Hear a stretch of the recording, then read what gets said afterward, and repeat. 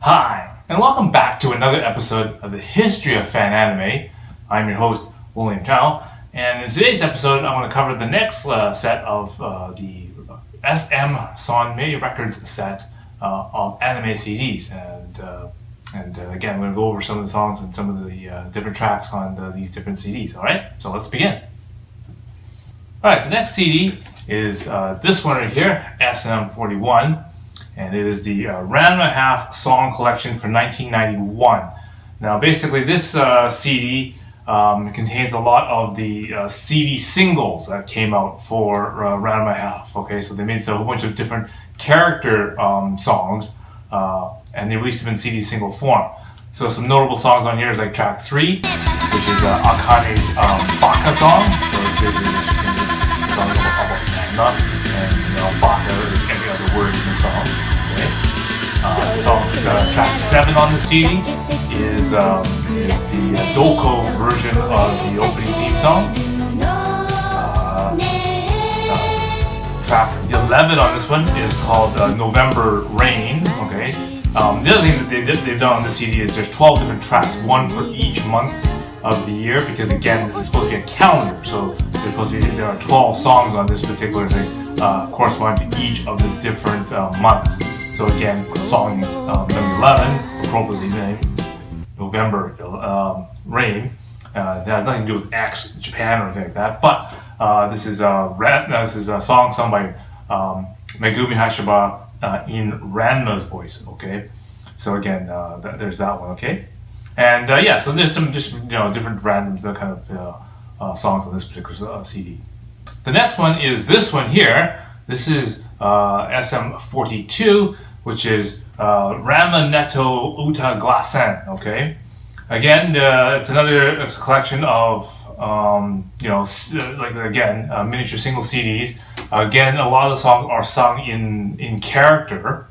Okay, for example, song 2 here is called is one of the opening theme songs called "Little Date," and it's almost sung by Doco. Okay, it's sung by the voices of Ranma, Akane, and Shampoo. All right, so it's missing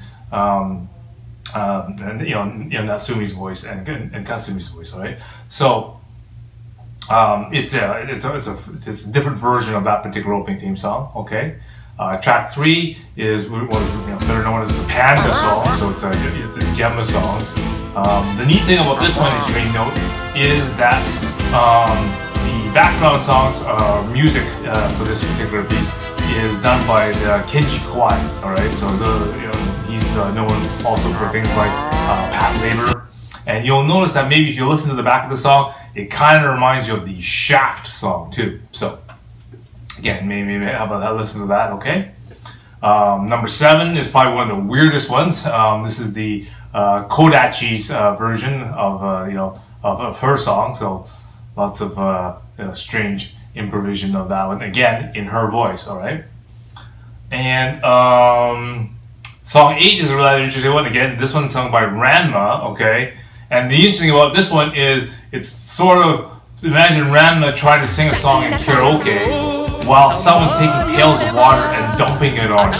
Okay, so while she's singing the song, she'll sing it in the male voice, which is male voice, and then she'll get splashed on with water, and then she'll change into the female form, and then of course she'll continue singing on the female form. Okay, and then until again she'll get splashed again, and then flipping back and forth on that particular one. So that's kind of an interesting, kind of weird thing on that CD.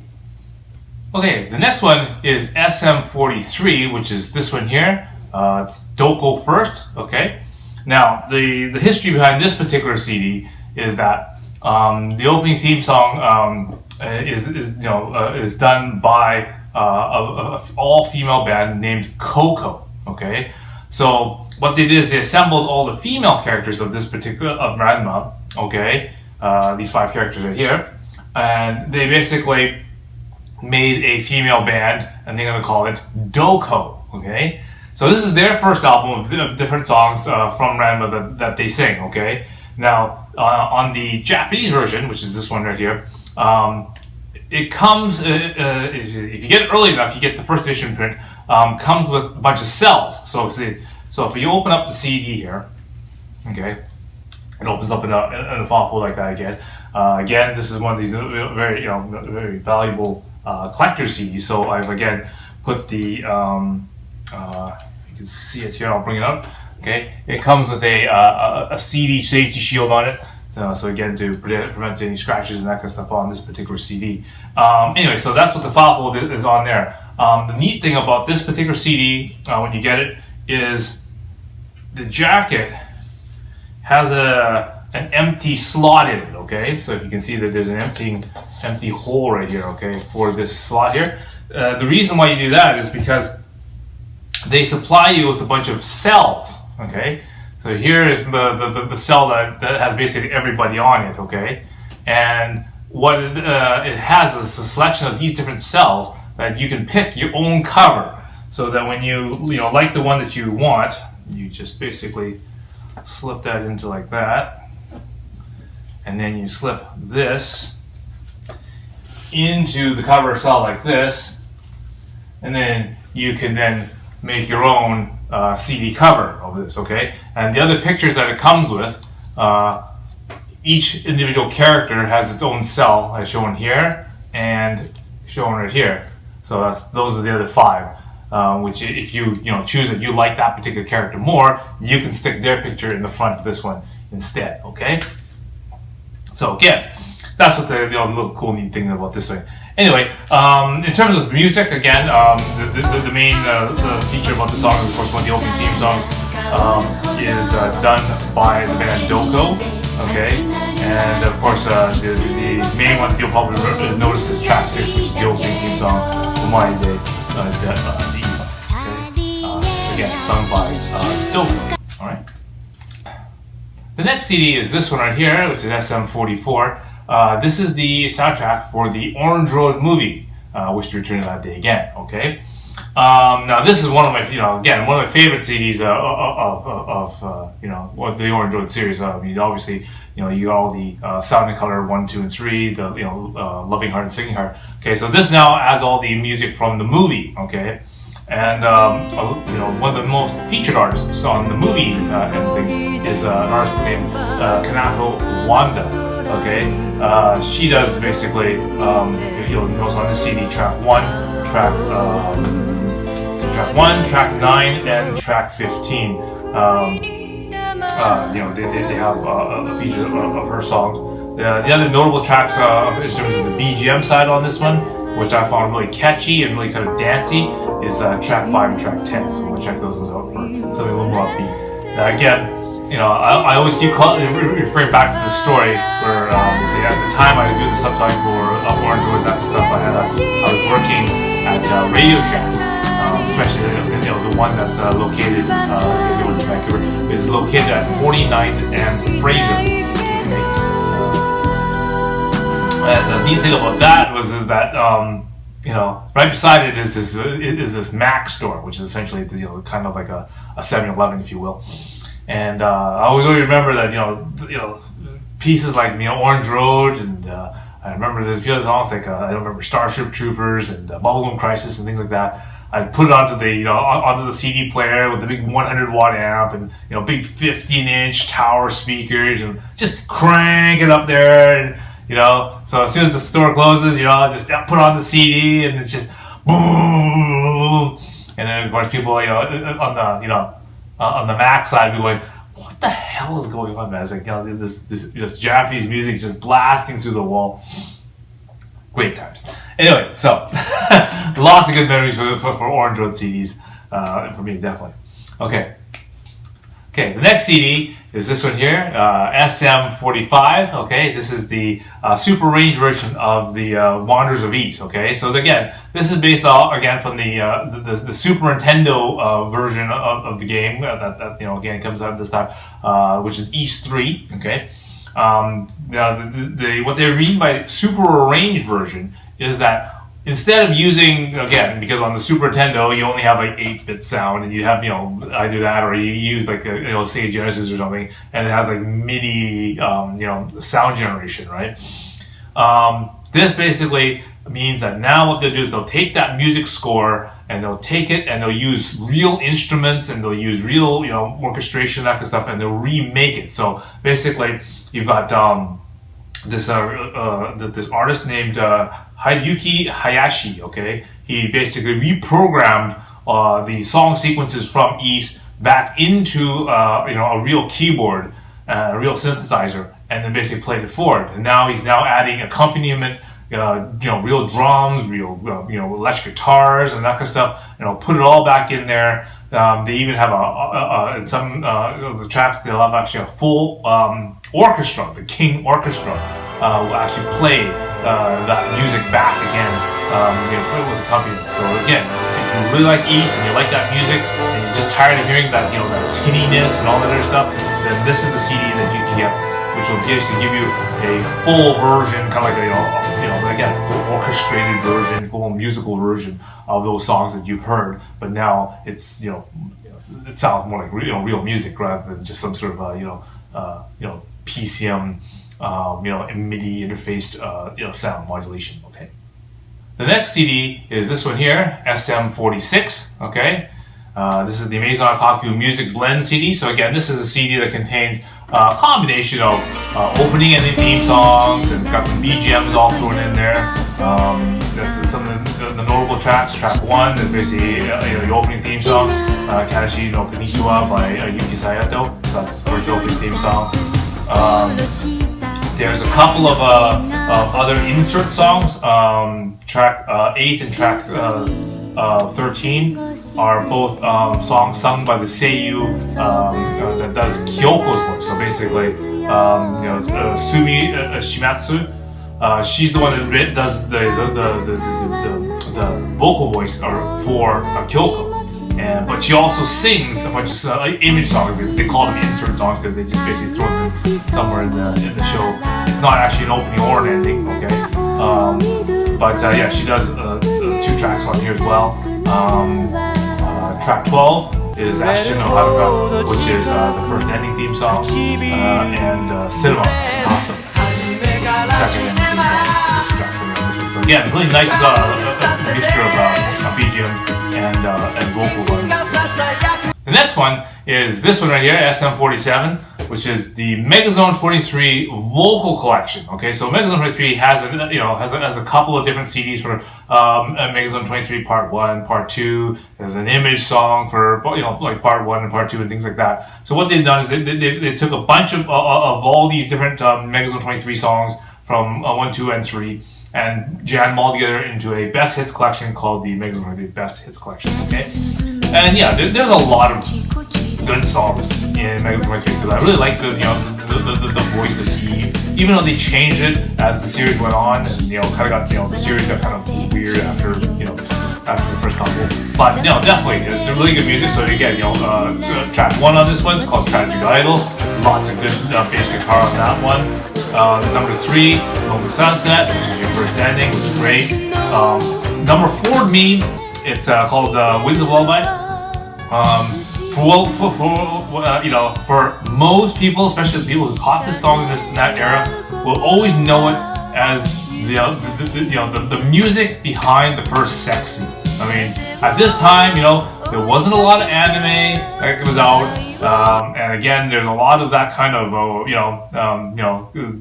bad connotation to quote anime. And one of the ones is that this one had a sex scene in it, and the music that they played on the back is this Winds of Lullaby. So it gets sort of known as that song. And there are a few songs like that. I mean, Macross has one.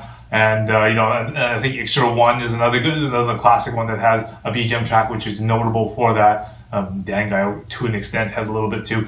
But there are certain songs and that kind of stuff which you immediately get associated with that. And if you check that song out, a lot of people sort of remember that as, oh yeah, that's that music when Shogo and we're going together. So yeah, track 8 is another one with better combat songs. You want to take a listen to that one. And another personal favorite of mine is number 11, okay, which is Sentimental. All right. Again, at this time, because of the rise in Cantopop in that song. Allentown also does a version of that particular song, Criminal. It's under the name Moisin Hum. And that song, again, very popular karaoke. He performs that song a lot of times as well.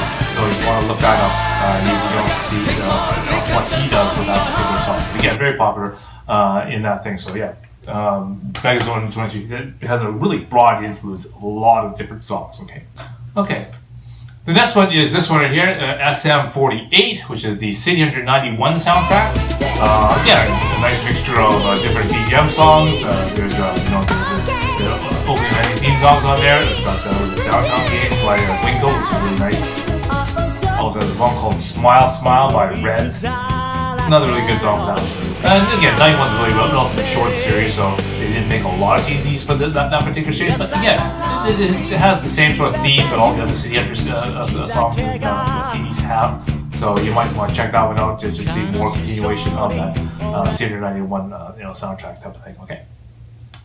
The next one is this one here. This is SM49. This is a Chibi Maruko-chan Gokigen. Okay.